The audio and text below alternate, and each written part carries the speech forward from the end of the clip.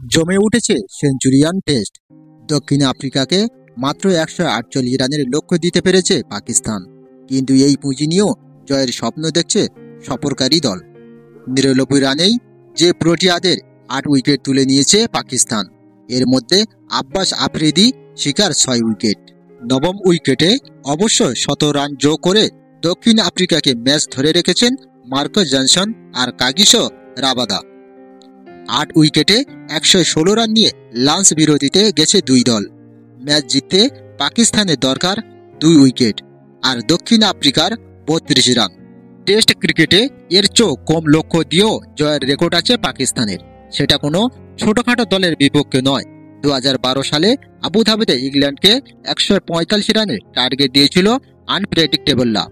ইংরেজদের মাত্র 72 রানে গুটিয়ে 71 রানের জয় তুলে নেয় সেবার।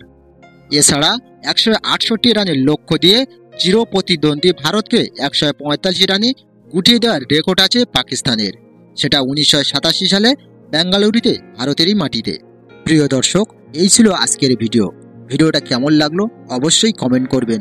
ভিডিওটা ভালো লাগলে লাইক শেয়ার করবেন, আর আমাদের চ্যানেলে নতুন হলে চ্যানেলটি অবশ্যই সাবস্ক্রাইব করে পাশে থাকবেন। ধন্যবাদ।